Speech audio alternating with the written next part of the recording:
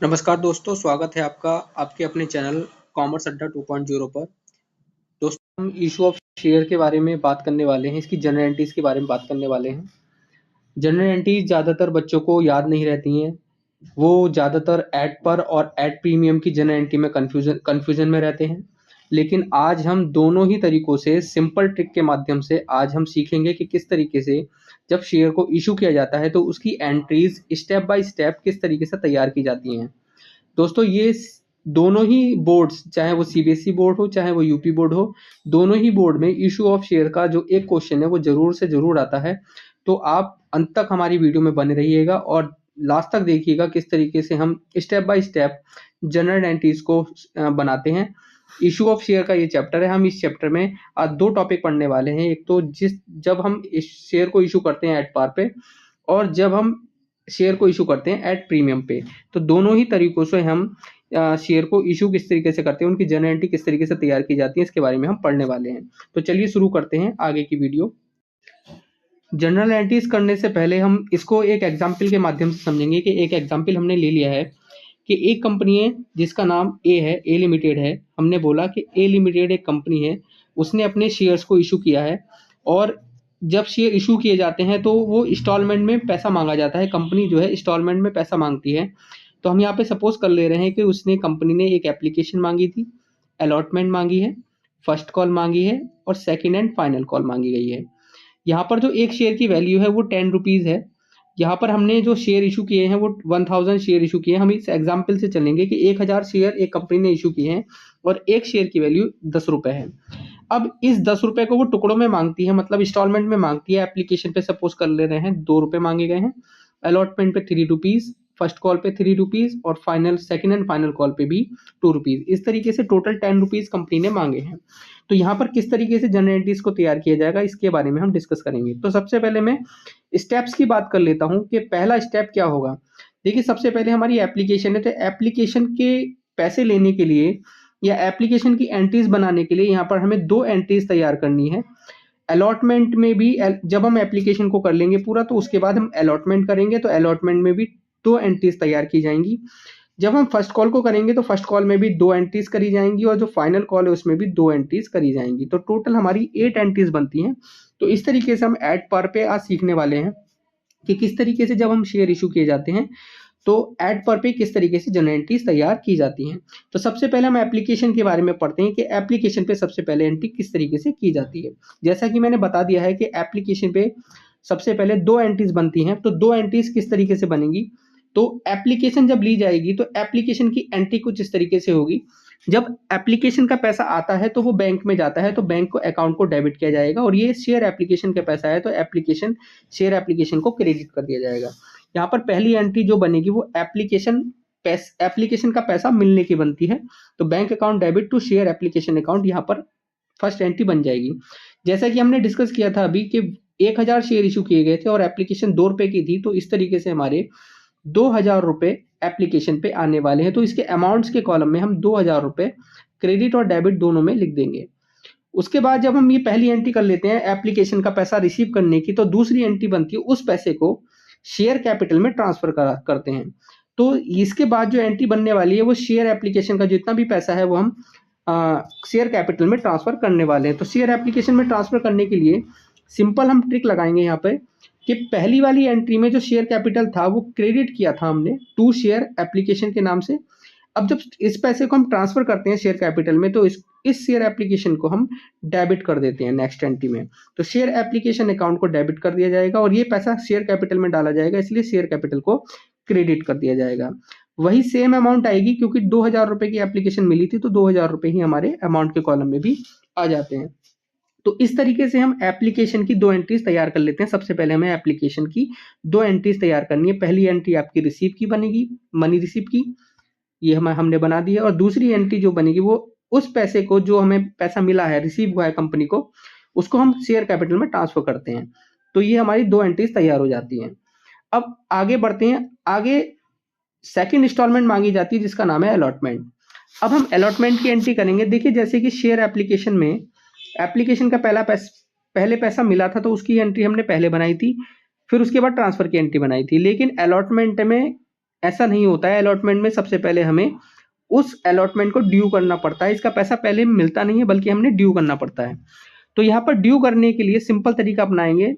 जिस अलॉटमेंट को हम ड्यू कर रहे हैं तो अलॉटमेंट अकाउंट डेबिट कर देंगे, शेयर अलॉटमेंट अकाउंट डेबिट, और शेयर कैपिटल को हम क्रेडिट कर देते हैं। तो यहाँ पर इस तरीके से एंट्री तैयार होगी, share allotment account debit to share capital. क्योंकि हमने अभी डिस्कस किया था थोड़ी देर पहले कि 3 रुपए की अलॉटमेंट थी और 1000 शेयर पे हमें अलॉटमेंट लेनी थी।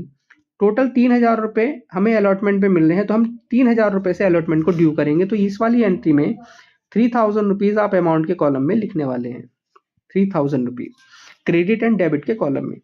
जब एक बार अलॉटमेंट ड्यू हो जाती है तो ड्यू के बाद एक डेट निकलती है, जिसमें कि डेट में उस पैसे को हमें रिसीव करना होता है। तो उसी 3000 रुपए को हम रिसीव करेंगे। तो नेक्स्ट एंट्री अलॉटमेंट के पैसे को रिसीव करने की बनती है। जब हम रिसीव करेंगे तो यहाँ पर एंट्री बनेगी bank account debit to share allotment account, bank account debit to share allotment account. इस एंट्री में जो बैंक अकाउंट है वो हमारे पास पैसा आ रहा है, हमारी बैंक में पैसा जा रहा है, इसलिए इसको डेबिट किया गया है। और ये पैसा शेयर अलॉटमेंट का मिल रहा है, इसलिए शेयर अलॉटमेंट को हमने क्रेडिट किया है।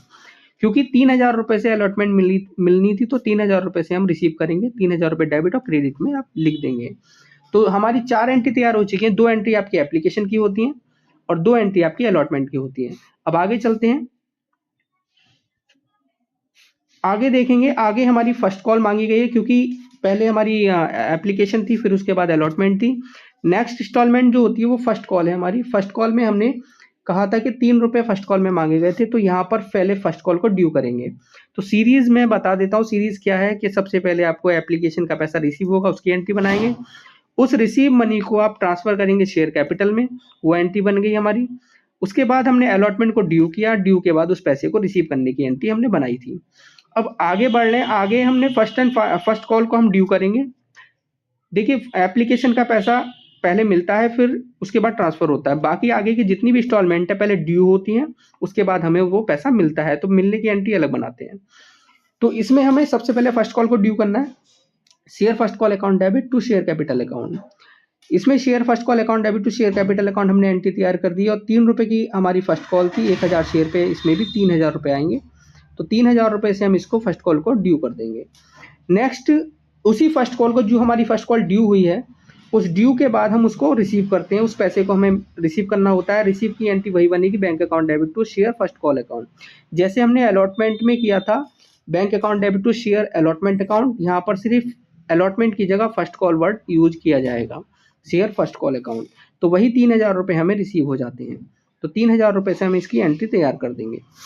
आगे चलते हैं, क्योंकि हमारी 3 इंस्टॉलमेंट हो चुकी हैं, एप्लीकेशन, अलॉटमेंट और फर्स्ट कॉल।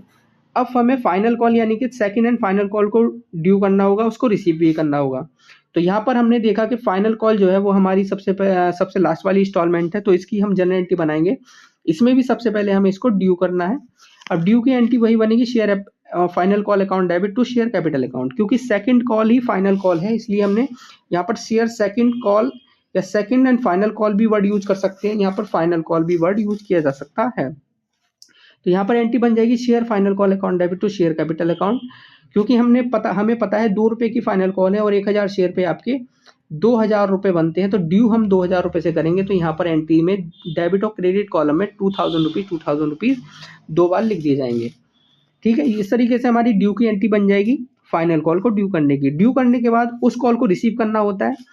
अब रिसीव की एंट्री वही बनेगी जो हमने फर्स्ट कॉल को रिसीव करने की एंट्री बनाई थी, लेकिन फर्स्ट कॉल की जगह सिर्फ फाइनल कॉल वर्ड यूज किए करेंगे। तो यहाँ पर bank account debit to share final call account, ये एंट्री हम तैयार कर देंगे। और वही 2000 रुपीज जो हमें मिलने हैं वो वही हमें रिसीव भी हो जाएंगे। इस तरीके से जब हम एट पार पे शेयर इशू करते हैं तो एट पार पे इस तरीके से हम एंट्री बनाएंगे। जरूरी नहीं है कि इसमें हमने फर्स्ट कॉल की थी उसके बाद सेकंड कॉल भी की थी। जरूरी नहीं है कि किसी क्वेश्चन में फर्स्ट कॉल भी हो सकती है, सेकंड कॉल भी हो सकती है और थर्ड कॉल भी हो सकती है। कंपनी अपनी इच्छा अनुसार पैसा मांगती है, उसी के अकॉर्डिंग हम जनरल एंट्रीज को तैयार करते हैं। चलिए अब अगले कॉन्सेप्ट की तरफ चलते हैं, जो है issue of shares at premium.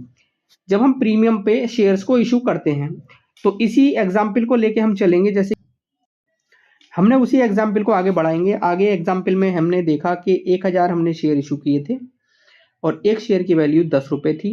इसमें हम जोड़ ले रहे हैं कि 2 रुपये का प्रीमियम और इसमें ऐड करते हैं। तो प्रीमियम जो है वो जब भी अगर क्वेश्चन में अगर नहीं दिया है कि प्रीमियम हमने एप्लीकेशन के साथ लेना है, अलॉटमेंट के साथ लेना है या फर्स्ट कॉल के साथ लेना है, तो हम अलॉटमेंट के साथ ही मानेंगे कि ये प्रीमियम जो लिया जाएगा वो अलॉटमेंट के साथ ही लिया जाएगा। तो इसमें थोड़ा सा चेंजेस होगा, बस चेंजेस वहीं पर आता है जहाँ पर अलॉटमेंट आती है। इसकी जनरल एंट्री में जहाँ पर एप्लीकेशन है वो एप्लीकेशन को रिसीव करने की सेम एंट्री बनेगी जैसे हमने पहले बनाई थी, एप्लीकेशन को ट्रांसफर करने की एंट्री वही बनेगी जो हम पहले बनाई थी। बस जो डिफरेंस आएगा वो आएगा अलॉटमेंट को ड्यू करते टाइम और रिसीव करते टाइम। तो यहाँ पर हमने ये कहा कि 3 रुपए की अलॉटमेंट थी, उसमें 2 रुपए का प्रीमियम और जोड़ ली थी, तो टोटल आपका अलॉटमेंट 5 रुपए का हो जाता है। 1000 शेयर पे अगर 5 से मल्टीप्लाई करेंगे तो टोटल आपका जो ड्यू होगा अलॉटमेंट वो 5000 रुपए का होगा। लेकिन थोड़ा एंट्री में भी चेंजेस आएगा, क्योंकि अलॉटमेंट के साथ प्रीमियम भी है, इसलिए शेयर अलॉटमेंट अकाउंट डेबिट तो हो करेंगे ही, टू शेयर कैपिटल अकाउंट भी क्रेडिट करेंगे, उसके साथ साथ टू सिक्योरिटी प्रीमियम रिजर्व को भी क्रेडिट करना पड़ेगा। इसमें सिक्योरिटी प्रीमियम रिजर्व को भी क्रेडिट करना पड़ेगा। इसको मैं लिख देता हूं साफ साफ, टू सिक्योरिटी प्रीमियम रिजर्व। ठीक है, इसमें सिंपल एंट्री हमने अब बना दी है, एंट्री हमारी तैयार है, share allotment account debit to share capital account to security premium reserve account. क्योंकि सिक्योरिटी प्रीमियम 2 रुपए का था 1000 शेयर पे, तो सिक्योरिटी प्रीमियम में 2000 रुपए आ जाएंगे। शेयर कैपिटल में क्योंकि 3 रुपए का अलॉटमेंट है तो 3000 रुपए आपके शेयर कैपिटल में आ जाते हैं, और टोटल जो अलॉटमेंट है वो 5000 रुपए की ड्यू हो जाती है। सिर्फ डेबिट कॉलम में आपको 5000 रुपए लिख देने हैं।